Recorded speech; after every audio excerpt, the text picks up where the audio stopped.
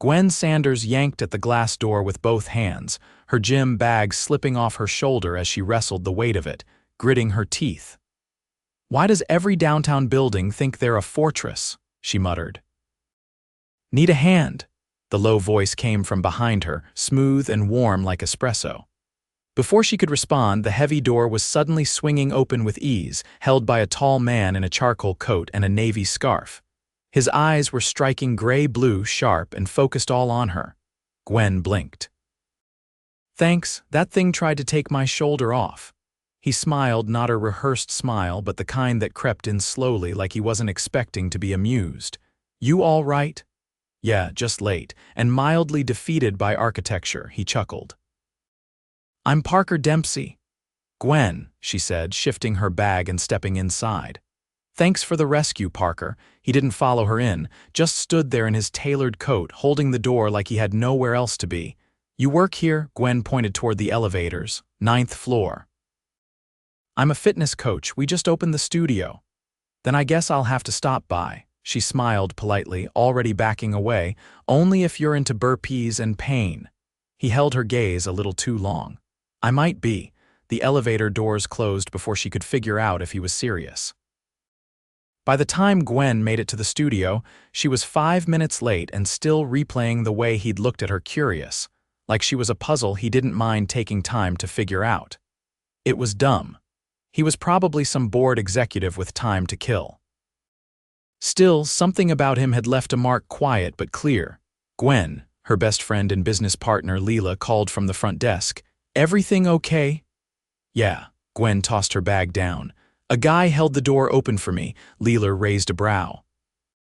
"That's all it takes now." It was a really heavy door. After a full day of training clients, Gwen had almost forgotten about Parker until she stepped out of the building at dusk and found a sleek black car idling at the curb. He was leaning against it, scarf gone, sleeves rolled, phone in hand. "You again?" she asked, half laughing. "I told you I'd stop by. That was fast." "I don't believe in waiting." She folded her arms. "You from around here?" He nodded. "Offices 2 blocks over." "What do you even do?" He glanced at her, thoughtful. "Investments, real estate." "A little of everything." That didn't tell her much, but he didn't look like a guy who liked explaining himself. "You hungry?" he asked, surprising her. "I mean, yeah, but there's a place around the corner. They make the best truffle pasta in the city." She narrowed her eyes. "You just happen to know that." "I own half the block," he said, with the kind of ease that made it sound like buying buildings was just something you did between lunch and coffee. Gwen blinked. "Wait, what?" He opened the car door for her. "Come on, you can quiz me over dinner." She hesitated. She didn't know him, but something about him, the calm confidence, the way he looked at her like she mattered, made her want to say yes. "Well, I don't do dinner with serial killers," she said. "Noted," he replied. "I also don't own a white van." She cracked a smile and slid into the car. The restaurant was quiet, candlelit, and filled with sleek marble and rich wood. She didn't need to see the prices to know it was expensive. The hostess greeted Parker by name. They were seated in a private corner booth. A waiter appeared instantly with a menu written in gold script. "Do you bring all your door rescuees here?" Gwen asked, eyeing him. "Just you?" She rolled her eyes. "You're smooth." "I'm honest." The food was unreal. Gwen barely spoke between bites. Parker watched her like he was memorizing each expression, each laugh. "You're not what I expected," she said finally. "And what did you expect? Some rich guy with a Rolex and an ego?" He held up his wrist. "No watch. And the ego?" He tilted his head. "I don't know, you tell me." She stared at him across the candlelight. "You're intense in a good way." "But I don't get it. Why are you here with me?" His gaze didn't waver. "Because I saw something when you were fighting that door," she laughed. "Desperation, grit." Her breath caught. He leaned in slightly. "You were late. You were struggling, but you didn't stop. You didn't wait for help." That says something. She wasn't used to being seen like that, not really. After dinner, he insisted on walking her home. When they reached her apartment building, he didn't try anything, just looked at her like he wasn't quite ready to leave. "I'd like to see you again," he said. She nodded slowly. "Okay," he smiled. "Tomorrow," she laughed. "You really don't wait, do you?" "I told you." She bit her lip. All right, tomorrow, he stepped back, hands in his coat pockets. Good night, Gwen. She watched him walk away, her heart thudding a little louder than it had any right to. The next day, he showed up with 2 smoothies and a bouquet of white tulips. I Googled what flowers to bring someone who's strong and stubborn, he said, handing them over. She blinked. You actually Googled that? I take research seriously. She shook her head, laughing. Within a week, Parker had stopped being a mystery and started becoming something else. He came to her classes, took her to dinners where they didn't even look at the menu anymore, they just talked. She learned he'd built his first company at 25, sold it for millions. Now he invested in businesses he believed in, people he believed in. You really own half this block? She asked one night, curled up beside him on a rooftop he apparently had the keys to. He nodded. Including the studio, I bought the building last month. She sat up. Wait, you own the building where I work? I didn't at the time, he said quickly. It went up for sale after we met. I bought it because I knew it had potential, because you have potential. You're insane, she whispered.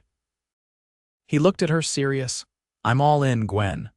Her heart did something weird, something terrifying and wonderful. She didn't say anything, just leaned in and kissed him. She was falling, and she was pretty sure he was falling too.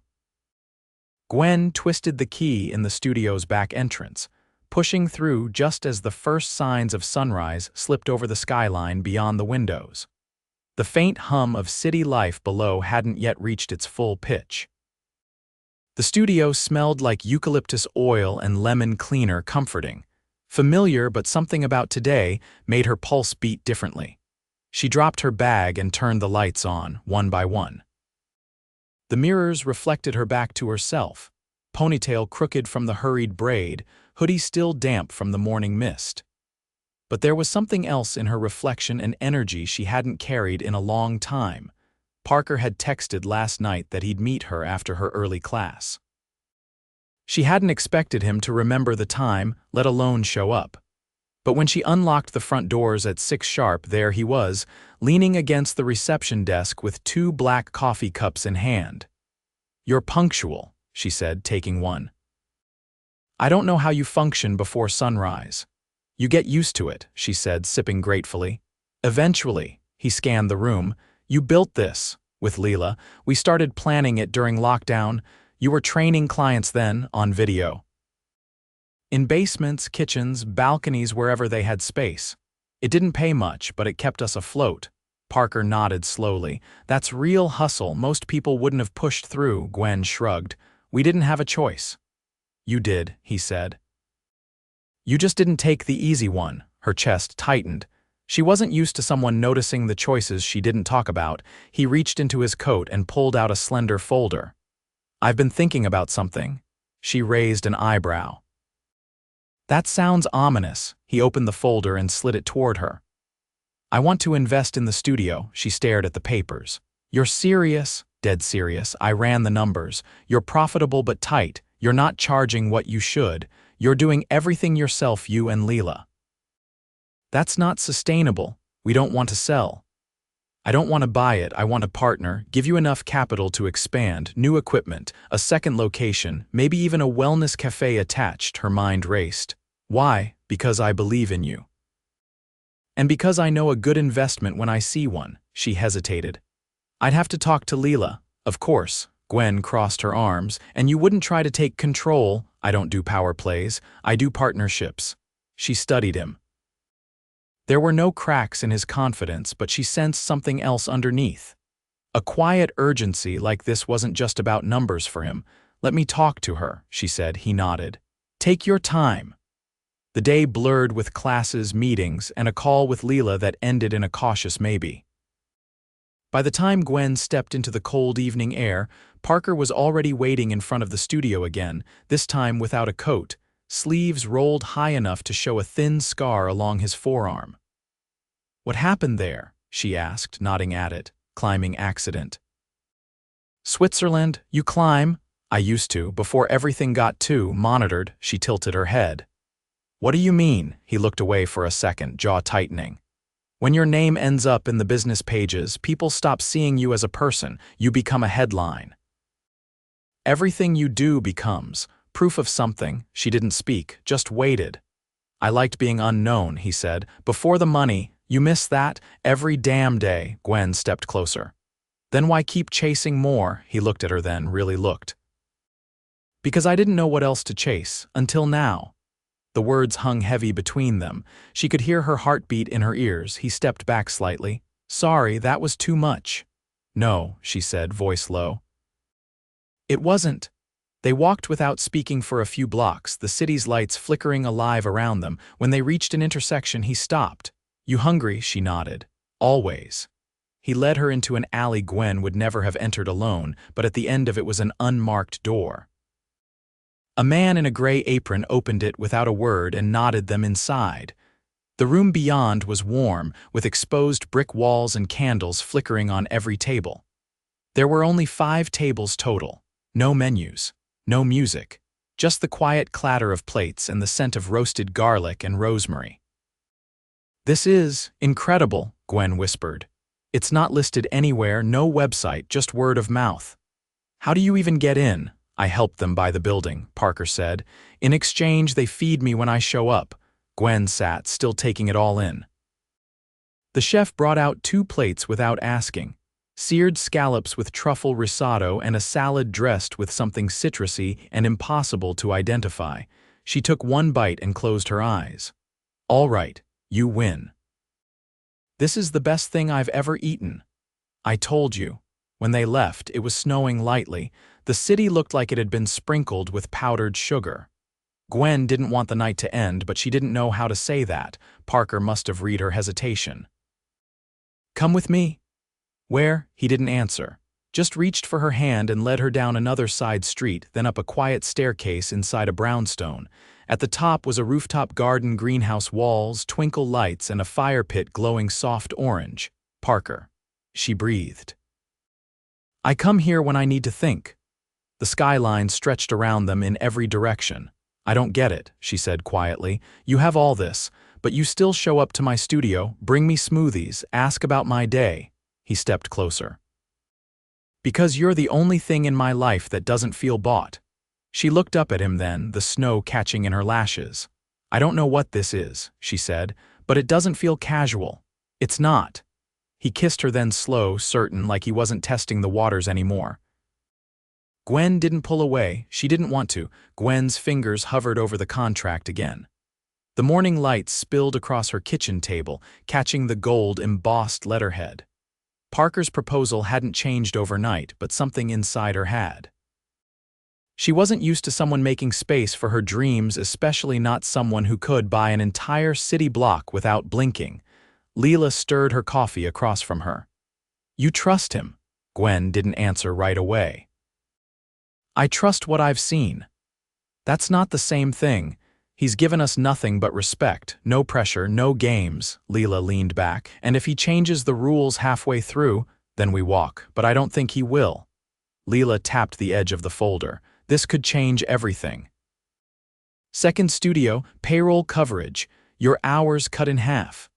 Gwen looked out the window, watching a dog walker shuffle past. I know, that's what scares me. Later that afternoon, Parker met her in a sun-drenched corner of a conservatory cafe tucked behind the Opera House. He was already seated when she arrived, a pale blue folder open in front of him, pen in hand. I didn't expect you to come here, she said, sliding into the chair across from him. It's the quietest place in the city. No one bothers you if they think you're writing a libretto. She cracked a smile. Are you? No, he said, but I have enough pens to fake it. She pulled out the contract he'd given her. We're in. Leela and I talked. We want the partnership. His expression didn't shift into celebration, not exactly. Instead, he exhaled like he'd been holding his breath for days. Good, he said. Because I already secured the lease on a second space, I was hoping you'd say yes. Her eyes widened. You what? It's perfect. Corner of 72nd and Parker. She blinked.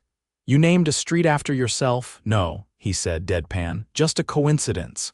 She studied him, trying to find the line between arrogance and affection. He never quite gave her either. He flipped open a sketchpad. I brought plans. You can rip them apart. As she leaned in, he pointed out details: a juice bar concept, infrared sauna rooms, a rooftop garden with morning yoga sessions. She watched the way his hands moved, precise and fluid, like he was sculpting possibilities out of air. "You've thought about all of this." "I've had time." She looked up at him. "Why does it matter so much to you?" He hesitated. "Because you're building something with purpose. I've built things to make money. You build to make meaning." She sat back. "Maybe that's an illusion." "It's not." "I've seen illusions. They're shinier. Yours has roots." That night, he walked her home again, but this time they didn't stop at the front steps. He followed her inside, past the creaky door and up 2 flights to her apartment. She didn't apologize for the barely there furniture or the paint-chipped cabinets. He didn't comment. He just sat on the edge of her couch, knees brushing hers. There was something different in his silence tonight, something heavier. "You're thinking too loudly," she said. He looked at her. "There's something I haven't told you." She crossed her arms. "That's comforting." "It's not bad," he said. "Just personal." She waited. "My father died when I was 23, left me a company and no instructions. I sold it within a year. Everyone said it was reckless. But I couldn't breathe in that world. I needed something else." Gwen leaned forward slightly. "And you found it." "I found money, and then I found noise, enough to drown everything else out." She didn't speak. She didn't need to. He looked down at his hands. "It's different with you. You don't ask me to be anything. You don't need me to be anyone." "I only know the version of you that shows up," she said. "That's the one I like." He glanced up. "You don't want to know the others. I'll meet them when they're ready." A beat passed between them. Then he reached into the pocket of his coat, pulled out a small black velvet pouch and placed it on the table between them. She stared at it. "If that's a ring, I'm going to throw it out the window," he laughed. "It's not. Open it." She untied the cord and tipped the contents into her palm. "A silver key. What's this for?" "Your name's on the lease. You should have keys to the new place." Her throat tightened. "You didn't have to do that." "I wanted to." She closed her fingers around the key. "You keep surprising me." "I'm not trying to," he said. "I'm just not used to having someone to show things to." He stayed that night. Not in the way that phrase edges or blurs lines. They lay on the couch, her head on his chest, the television playing something no one was watching. She fell asleep to the rhythm of his breathing, steady and quiet. In the morning, he was still there barefoot in her kitchen, making coffee with the kind of concentration usually reserved for surgery. "You're going to burn my mocha pot," she said, rubbing her eyes. "I watched a video. I'm confident." She leaned against the doorframe. "You always this annoying before sunrise." "Only when I like someone." She walked over and kissed him slow, certain, like she wasn't afraid of what this was becoming. Later that day, they toured the new location together. It needed work, walls stripped to the studs, exposed piping, dust in the air. But the bones were solid. Gwen could already picture the space filled with light and movement and music. "This is going to be ours," she whispered. Parker looked at her like she just said something sacred. "Yeah. It is." As they walked back to his car, a man in a tailored burgundy suit stepped out of a nearby cafe and froze. "Parker?" Parker stopped mid-step. The man approached, smiling like they were old college roommates. "Didn't expect to see you down here." "Gwen," Parker said, clearing his throat. "This is Nathan. We used to work together." Nathan offered his hand. "You're the fitness partner." Gwen shook it. "That's me." Nathan turned back to Parker. "Still investing in passion projects." Parker's jaw tensed. "Still running spreadsheets on people like their valuations." Nathan laughed.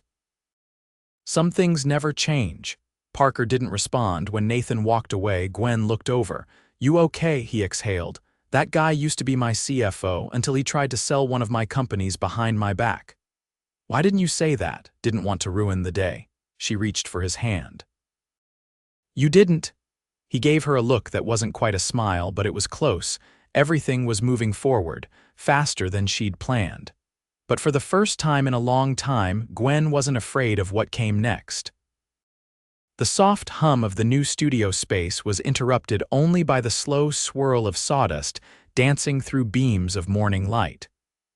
Gwen stood in the center of the unfinished floor. Blueprints rolled under one arm, the other hand resting lightly on the back of her neck.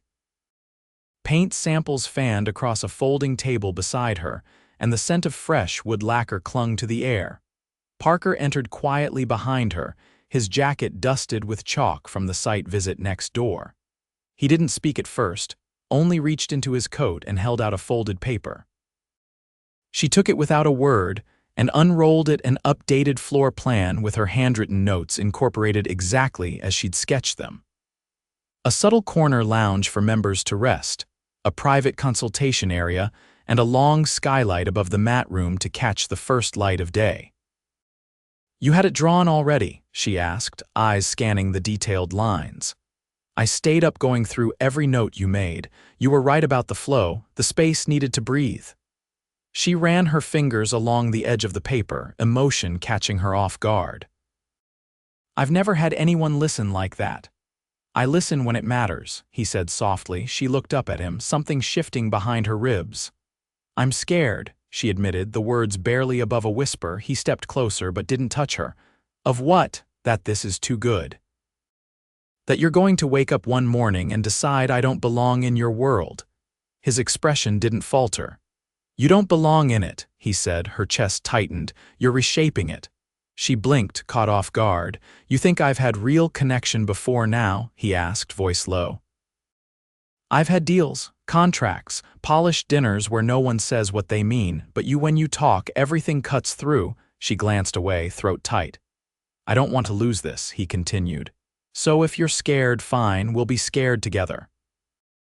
"But I'm not going anywhere." Gwen didn't answer. She didn't need to.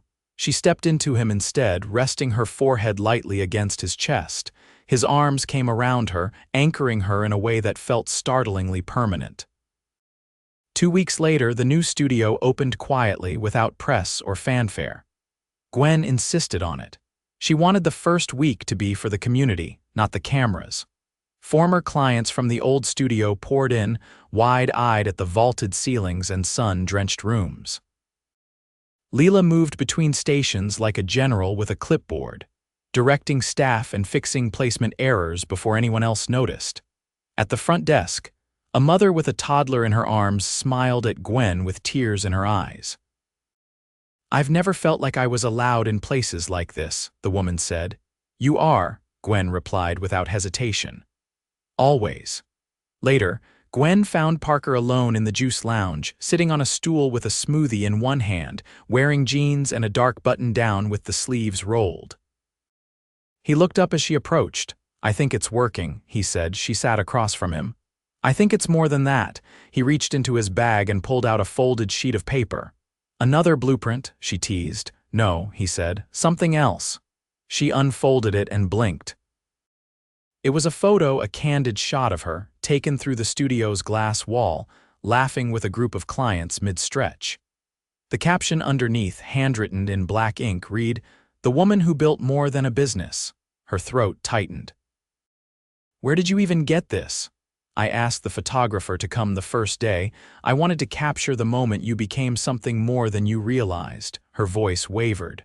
"Parker, I don't know how to keep up with this." "You're not supposed to keep up. You're supposed to let yourself be loved." She stared at him, overwhelmed by the quiet sincerity in his tone. "I've never done this before," she said. "Neither have I." He took her hand, and for once she didn't pull away.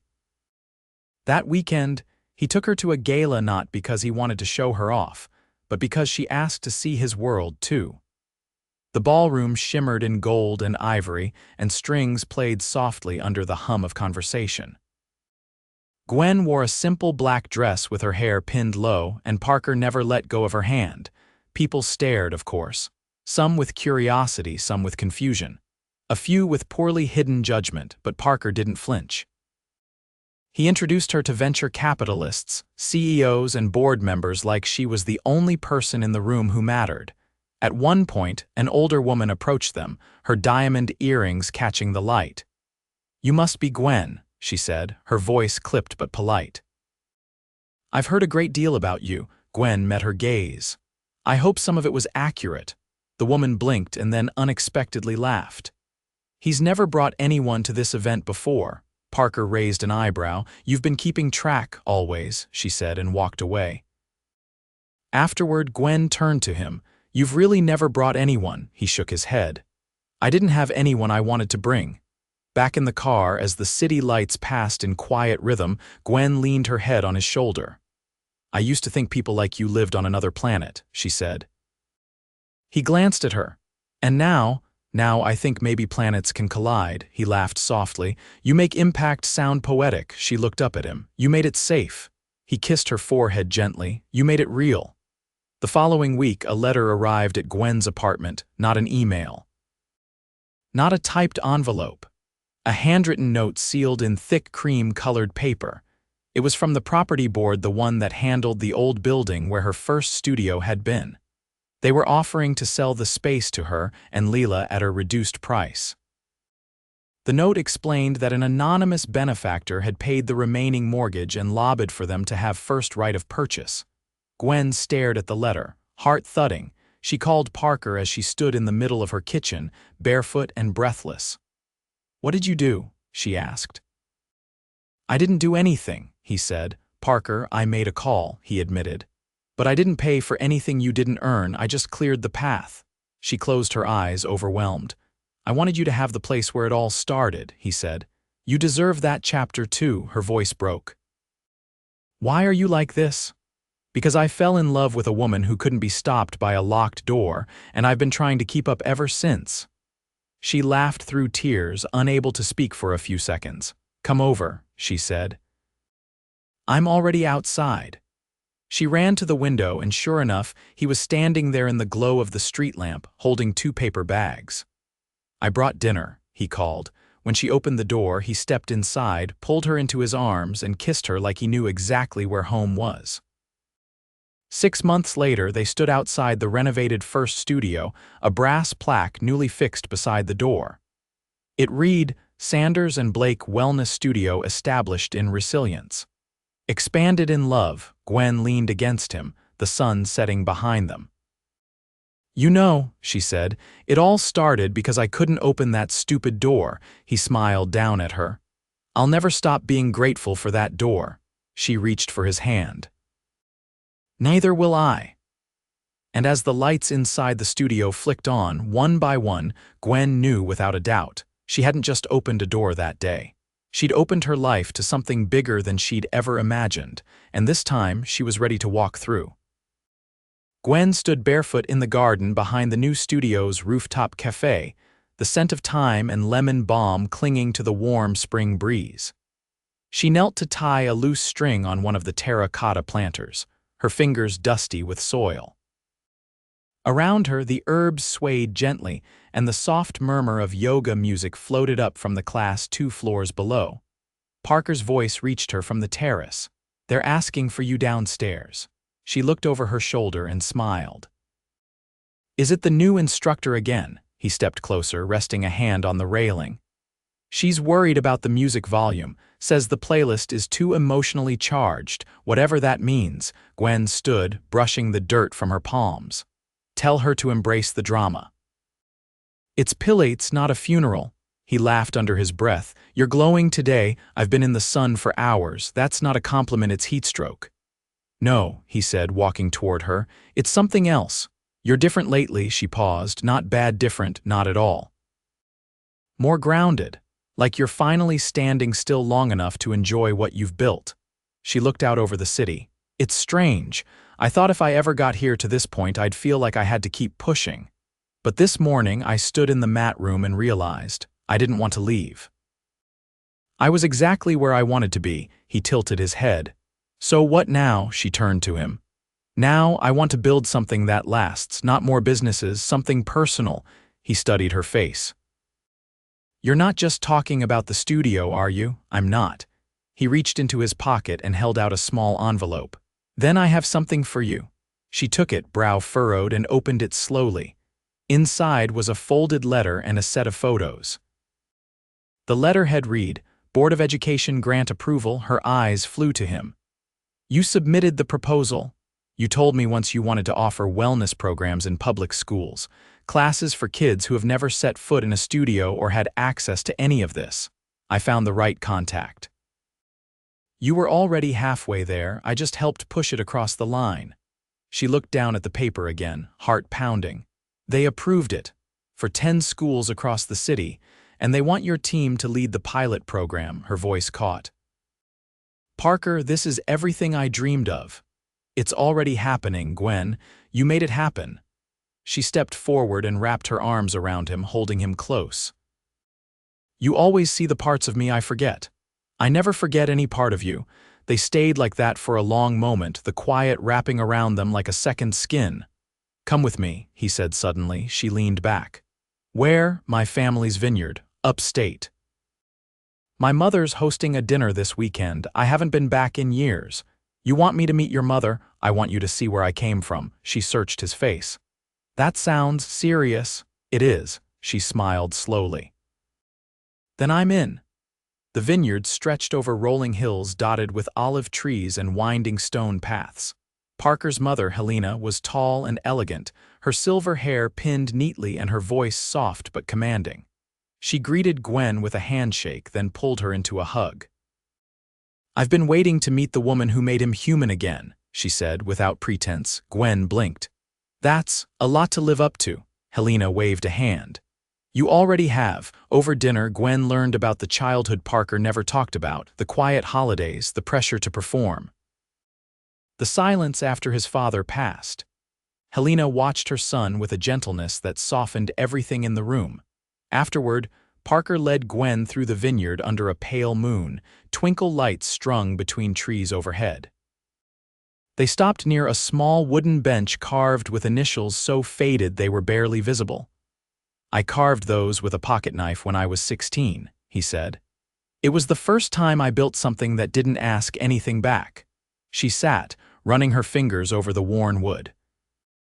You've always been trying to make things last.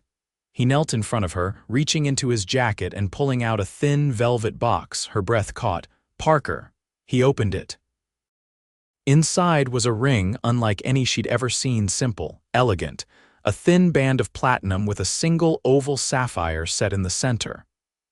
I thought I needed to build an empire to be seen. Then I met you and I realized I just needed to be known. You didn't fall for what I have, you fell for who I am. And I want to spend the rest of my life earning that. She stared at him, heart thudding. You're really doing this here? I'm doing this everywhere, always, he said. Marry me, Gwen, let's build the rest together. She nodded, tears slipping down her cheeks even as she laughed. Yes. Of course, yes. He slid the ring on her finger and stood, pulling her to him. You were always the plan, I just didn't know it yet.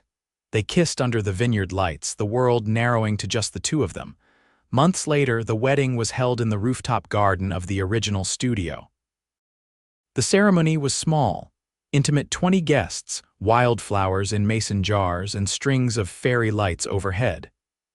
Gwen wore a dress with a slit high enough to move, and Parker stood in a simple black suit, no tie, just a single white tulip in his lapel. Leela officiated, her voice cracking only once as she called them husband and wife. After the ceremony, they danced barefoot under the stars, the city humming around them, and Parker whispered into Gwen's ear, "This is the only empire I ever wanted." They built more after that, not just studios, but homes. A life rooted in intention. Gwen's school program expanded statewide. She trained instructors who came from the same neighborhoods where opportunity had once been scarce. Parker stepped back from acquisitions, focusing instead on mentorship, quietly funding businesses led by women and underrepresented founders.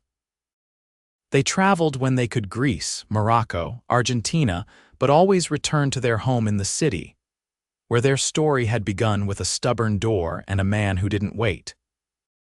On the anniversary of the new studio's launch, Parker brought her back to the rooftop where he'd first handed her the folder. He lit candles, laid out a blanket, and brought wine from the vineyard. As they lay under the stars, Gwen turned to him. "You ever miss the chase?" He looked at her. "No, I lived in the chase, but I fell in love in the stillness," she exhaled, nestling into his side. "We built all of this." "No," he said. "You did." "I just held the door." And together, they stayed in the life they'd built, not because it was perfect, but because it was real, honest, and entirely theirs.